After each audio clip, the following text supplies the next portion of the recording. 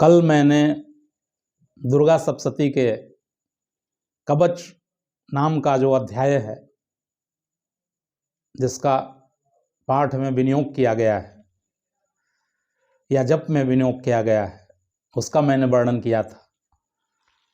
मैंने कहा था कि कोई व्यक्ति कवच का पाठ करके बाहर अगर निकले तो बाहर के शत्रुओं से उसकी रक्षा हो सकती है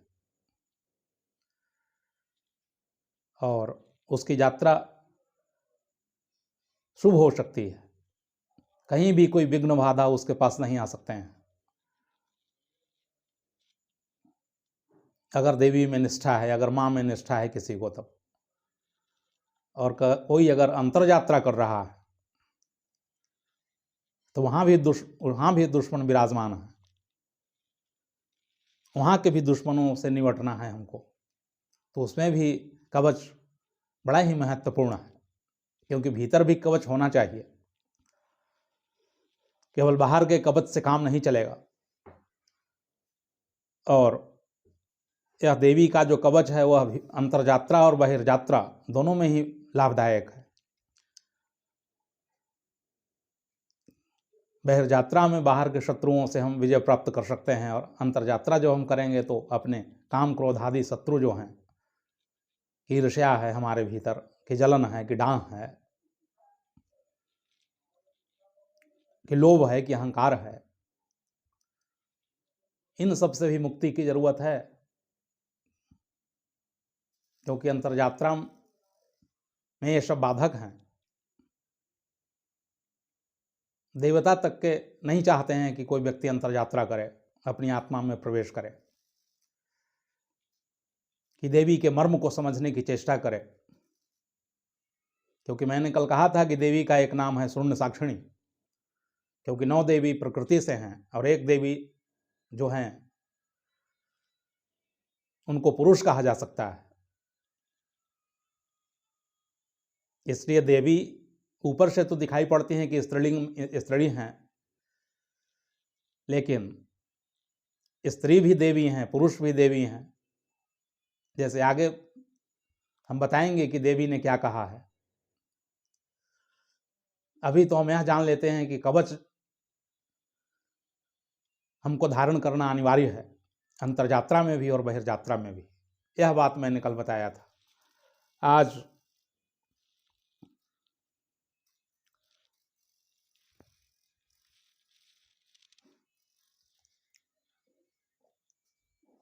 आज अर्गला स्तोत्र के बारे में हम कुछ वर्णन करना चाहेंगे, जिससे आप सभी पाठकों को नीचे है आप सभी पाठकों को, श्रोताओं को, विद्वत जनों को, भक्तों को कुछ लाभ मिले।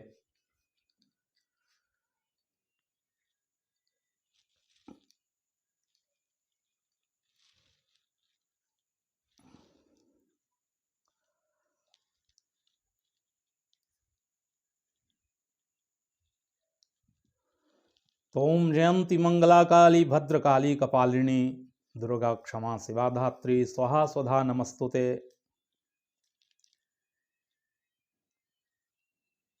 यानी कल देवी के रूप का मैंने वर्णन किया था, आज उनकी विशेषताओं का मैं वर्णन कर रहा हूं।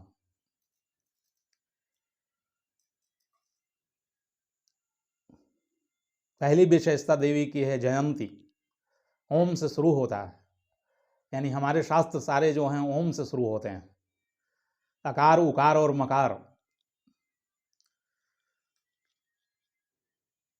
और उस पर चंद्रबिंदु जो लगा हुआ है ओम में, वह भी देवी का ही प्रतीक है, माँ का ही प्रतीक है। देवी ही अकार हैं, उकार हैं, मकार हैं, ओंकार हैं। क्योंकि जैसा कि हमने कहा कि देवी स्त्रीलिंग भी हैं, पुल्लिंग भी हैं और नपुंसक लिंग में भी हैं, और तीनों लिंगों से परे भी हैं। जैसे अभी अभी हम एक घटना पढ़ रहे थे कि एक सरल ब्राह्मण जो थे वो बहुत दिनों से दुर्गा का पाठ करते थे, करीब करीब उनकी उम्र 87 साल की हो गई थी। जिस दिन से उनका योगोपवीत धारण हुआ था, जिस दिन से संस्कारित हुए थे, उसके बाद हमेशा उनका नियम था जब जब शारदीय नवरात्र आए तो उसमें पाठ करना। लेकिन विद्वान न थे, व्याकरण का के ज्ञान न था उनको, इसलिए एक जगह अशुद्ध बोला करते थे, एक मंत्र जो था वो अशुद्ध हो जाता था।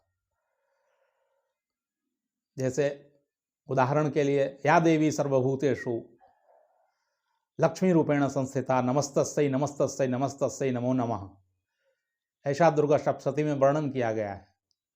यानी इस तरह के जितने भी सूत्र हैं उसमें तस्यै नमस्तस्यै लगा हुआ है, तस्यै लगा हुआ है, क्योंकि स्त्रीवाची है।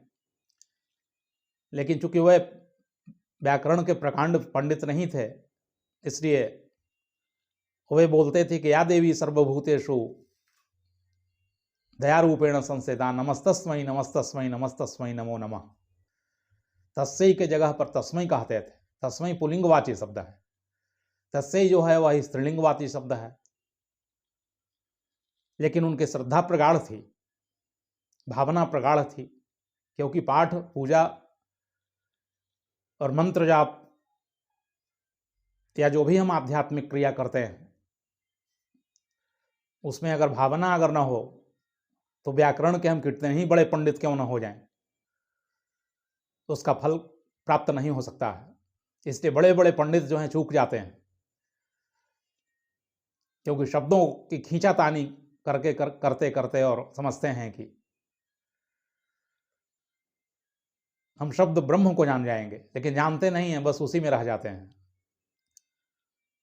तो क्या हुआ कि अचानक दोनों का मिलन हो गया। तो ये जो व्यक्ति थे काशी से पढ़े हुए थे, वाराणसी से पढ़े हुए थे व्याकरण, तो उन्होंने कहा उस पंडित से कि आप कितने सालों से दुर्गा का पाठ करते हैं। उन्होंने कहा कि 5 साल 7 साल में जब वो पवित्र हमको हुआ और उसके बाद फिर हम पाठ आरंभ कर दिए, और 87 साल की उम्र अब होने जा रही है, इतना दिन हो गया पाठ करते करते।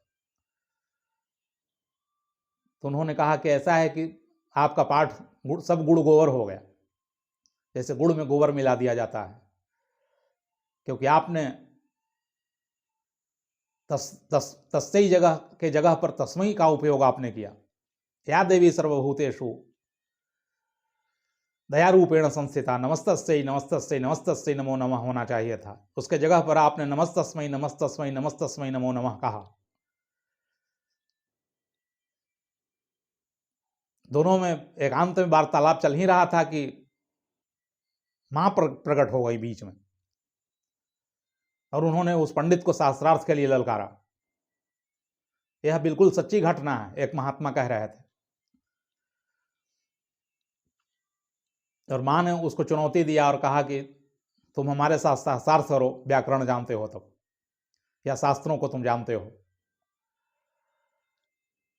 तुमसे किसने कह दिया कि मैं स्त्री हूं? मैं स्त्री भी हूं, मैं पुरुष भी हूं, मैं नपुंसक भी हूं, और मैं उसके ऊपर भी हूं, पराशक्ति भी मैं हूं। अब तो उस जो विद्वान पंडित था उसका दिमाग हिल गया, और भक्त जो थे जो कि पाठ करते थे उतने दिनों से, उनकी तो समाधि लग गई, क्योंकि मां को तो पहले कभी देखे नहीं थे उस रूप में। तो उनको तो फल प्राप्त हो गया, समाधि प्राप्त हुई उनको। और फिर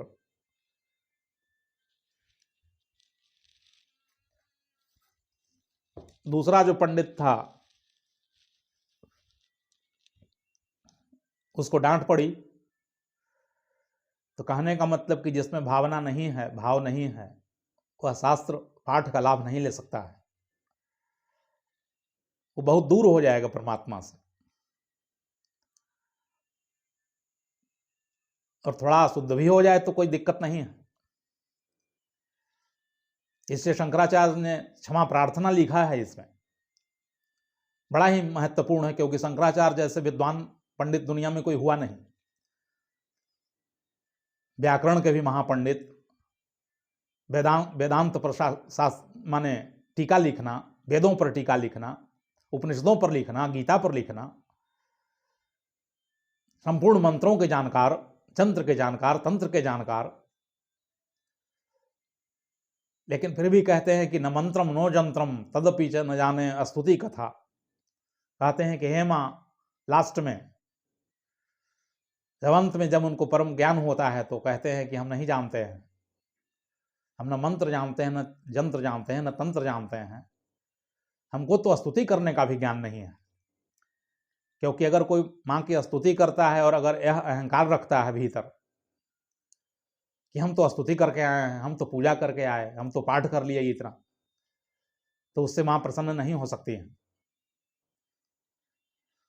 इसलिए पाठ करने वालों को यह ध्यान में रहे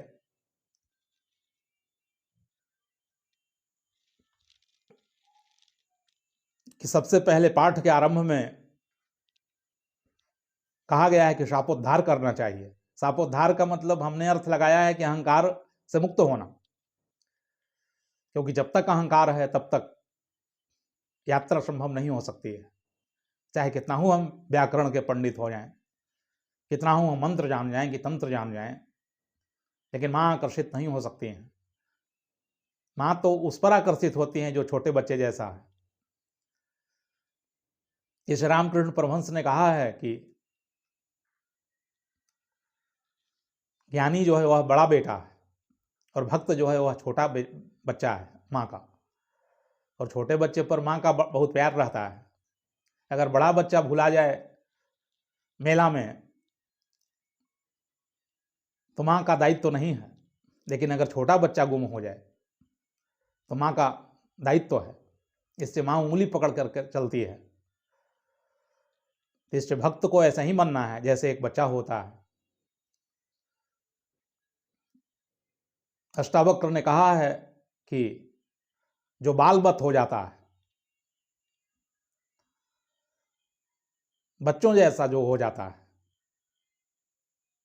वही परमात्मा को प्राप्त कर सकता है, वही ब्रह्म में प्रवेश कर सकता है, वही माँ को समझ सकता है, जान सकता है। जीसस क्राइस्ट से कोई पूछा, बहुत भीड़ थी तो कोई प्रश्न कर दिया शिष्य कि इसमें आप रोज परमात्मा के राज्य की बात करते हैं, किंगडम ऑफ गॉड की बात करते हैं, तो उसमें कौन प्रवेश कर सकता है?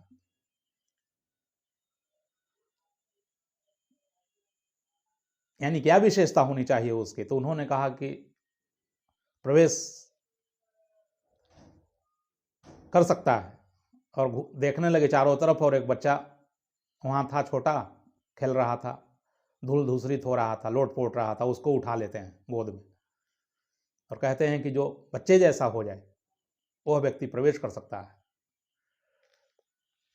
तो ज्ञान भी दंभ लाता है, भक्ति भी अहंकार लाता है कि हम भक्त हैं, ज्ञानी कहता है कि हम ज्ञानी हैं, पाठी कहता है कि हम तो पाठ कर लेते हैं, हम तो इतना जानते हैं, हम तो इतना व्याकरण जानते हैं। यानी अहंकार बड़ा सूक्ष्म होता है, इससे उस पर घेराबंदी डालना पहले जरूरी है।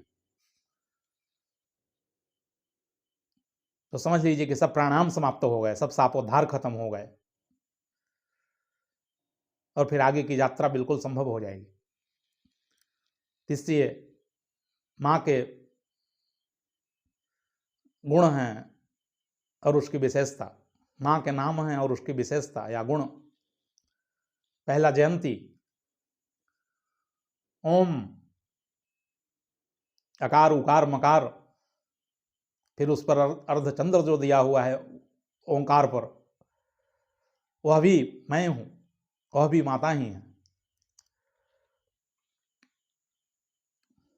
तो पहला नाम जयंती, जयंती का मतलब होता है कि उनके समान कोई शक्तिशाली नहीं है। अगर युद्ध में खड़ी हो जाएंगी तो फिर कोई टक्कर नहीं दे सकता है। सदा जो विजय प्राप्त करने वाली है, जिनके जीवन में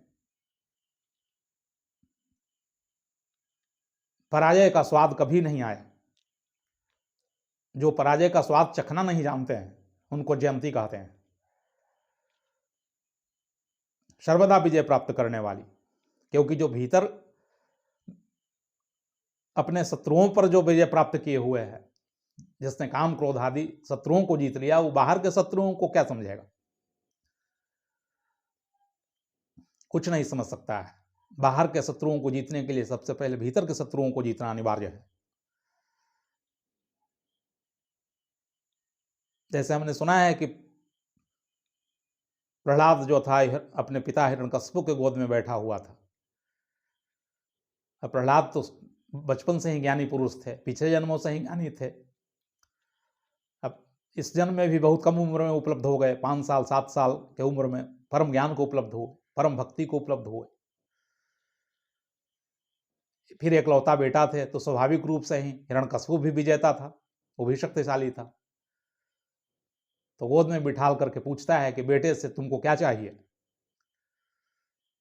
क्योंकि तीनों लोगों को हमने अधिकार में कर लिया है।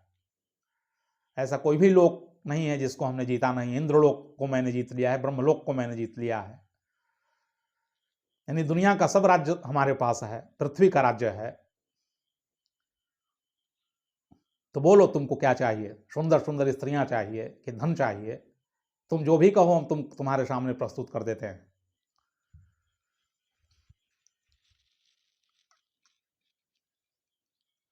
तो प्रहलाद कहते हैं कि पिताजी आपसे हम एक प्रश्न करना चाहते हैं। तो बोलो। हालांकि जानते थे कि जब हम उत्तर इसका प्रश्न जब करेंगे तो हमारे पिता क्रोधित हो सकते हैं, क्योंकि अहंकार इनमें प्रबल है। तो प्रहलाद वही कहते हैं कि बाहर के शत्रुओं को तो आपने जीत लिया, लेकिन भीतर के शत्रुओं को ही आपने नहीं जीता है। आपने ही अपनी कामनाओं को नहीं जीता है, क्रोध को नहीं जीता है, अहंकार को नहीं जीता है, ईर्ष्या को नहीं जीता है। इससे बाहर के शत्रुओं से आप कभी भी पराजित हो सकते हैं। अगर भीतर के शत्रुओं को आप जीत लें तो फिर ऐसा समझें कि हमने सारे शत्रुओं को जीत लिया है। इससे अभी आप विजेता नहीं हुए हैं, अभी गिरने का डर है, अभी आप हार सकते हैं। और वही हुआ, नृसिंह के द्वारा पराजित होते हैं। नारसिंही नाम की जो शक्ति है नृसिंह की, वह धराशायी कर देता है। दुर्गा सप्तशती में भी उनका नाम है नारसिंही च।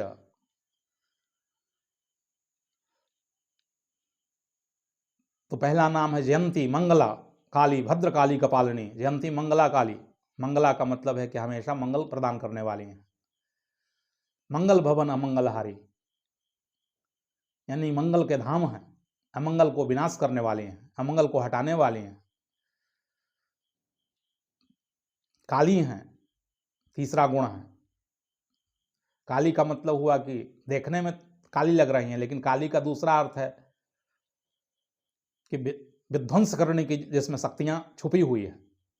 काल के भी जो काल है, महाकाली जो है, उनको काली के नाम से संबोधित किया गया है। तो जयंती मंगला काली भद्रकाली कपालिनी, लेकिन काली ही नहीं है, भद्रकाली भी है। भद्र का मतलब होता है अच्छा करने वाली भी है, शुभ करने वाली भी है।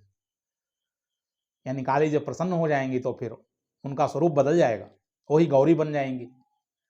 और वही क्रोध में अगर आ जाएंगी तो काली दिखेंगी, प्रेममयी दिखेंगी, करुणामयी दिखेंगी, ममतामयी दिखेंगी। तो भद्रकाली कपालिनी, जिनके हाथ में कपाल है, क्योंकि असुर जब परेशान कर रहा था देवताओं को, अच्छे लोगों को जब परेशान कर रहा था, सज्जनों को जब परेशान कर रहा था, तो कपाल में क्या करती थी कि जो गिरता था उसका खून को लेकर के फिर पी जाती थी, क्योंकि उसको असुर को वरदान प्राप्त था कि तुम्हारा रक्त बीज को, कि तुमको हम यह वरदान है कि तुमसे जितने भी खून गिरेंगे, बूंद गिरेंगे, उससे फिर तुम्हारे ही जैसे ऐसे विकट राक्षस पैदा लेंगे। तो बड़ी समस्या खड़ी हो गई युद्ध में। तो फिर काली खप्पर लेकर के आती है और उसके संपूर्ण रक्तों को पी जाती हैं। इससे कपाली कहा गया है। जयंती मंगला काली भद्रकाली कपालिनी दुर्गा क्षमा शिवा धात्री। दुर्गा का मतलब होता है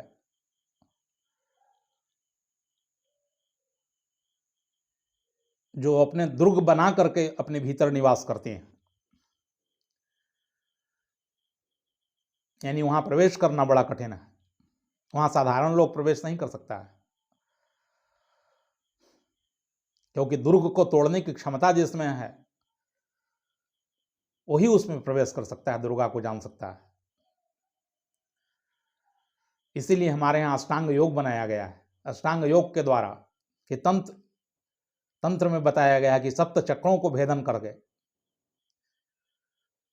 क्योंकि देवी सहस्रार चक्र में स्थित है, मूलाधार में भी स्थित है, तो प्राण की जो शक्ति हमारे भीतर छुपी हुई है उसको ऊर्ध्वगमन करके भेद करके और फिर हम वहां पहुंच सकते हैं जहां दुर्गा का दर्शन हो सकता है। क्योंकि दुर्गा घिरी हुई है चारों तरफ से, अपने को घेर करके मध्य में बैठी हुई हैं। इससे बिना सदगुरु के सहायता के हम उस दुर्ग को भेद नहीं सकते हैं, वो अभेद्य ही बना हुआ रहेगा।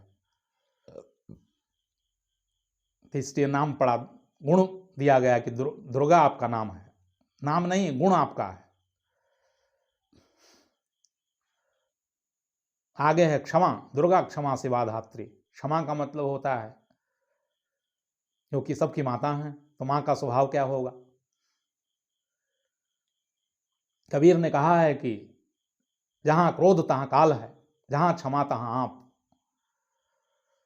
कि जहां क्रोध है तो समझ लेना कि काली प्रकट हो गई, काल प्रकट हो गया। और जहां क्षमा है तो क्षमा जहां है तो समझ लेना कि वहां परमेश्वरी प्रकट हो गई, परमात्मा प्रकट हुए, कि आप प्रकट हुए। जहां क्षमा तहां आप। आपका मतलब परमात्मा से है, ब्रह्म स्वरूपिणी से है, ब्रह्म से है, परमात्मा से है, भगवान से है, भगवती से है। तो जयंती मंगला काली भद्रकाली कपालिनी दुर्गा क्षमा शिवा धात्री। शिवा का मतलब होता है, शिव का मतलब होता है कल्याण प्रदान करने वाली, जिससे कल्याण ही कल्याण हो सकता है। सत्यम शिवम सुंदरम।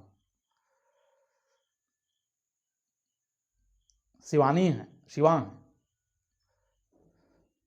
यानी चाहती हैं कि संपूर्ण संसार का कल्याण हो। माता का कर्तव्य क्या होता है?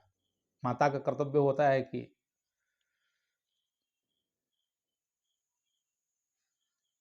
सबका कल्याण हो।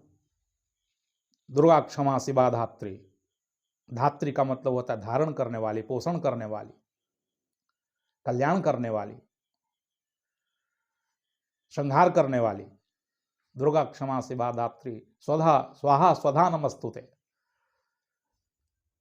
स्वाहा भी गुण है मां का। स्वाहा का मतलब होता है जब देवताओं की आहुति दी जाती है तो हम स्वाहा शब्द का प्रयोग करते हैं, लेकिन उसका भी उपभोग जो है मां ही करती हैं। देवताओं तक जो भोग पहुंचता है हवन के माध्यम से या प्रसाद के माध्यम से कि हविष्य के माध्यम से, तो देवी जो है वहां पहुंचाने का कार्य करती हैं। यानी मूल हैं, मूल प्रकृति हैं देवी। मूल प्रकृति जो है वही पहुंचा सकती है। माँ भी हैं तो माँ को का ही कर्तव्य है कि सब जगह पहुंचाना, पितरों को पहुंचाना। जैसे अभी पितृपक्ष समाप्त हुआ, गया में चल रहा था पितृपक्ष, संपूर्ण संसार के लोग आए हुए थे।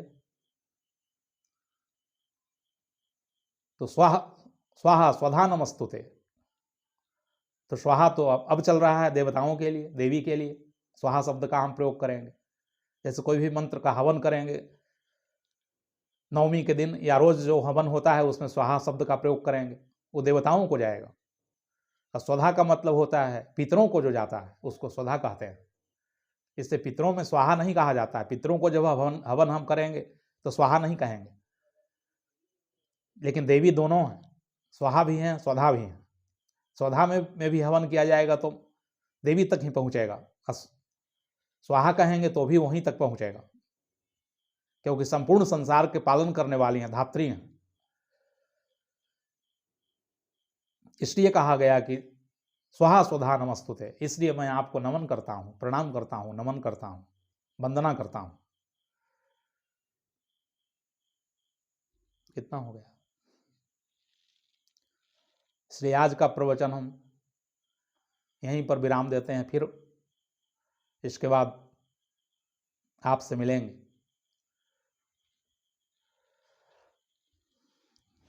या देवी सर्वभूतेषु दयारूपेण संस्थिता नमस्तस्यै नमस्तस्यै नमस्तस्यै नमो नमः। या देवी सर्वभूतेषु शांतिरूपेण संस्थिता नमस्तस्यै नमस्तस्यै नमस्तस्यै नमो नमः। या देवी सर्वभूतेषु शक्तिरूपेण संस्थिता नमस्तस्यै नमस्तस्यै नमस्तस्यै नमो नमः। ओम शांति शांति शांति।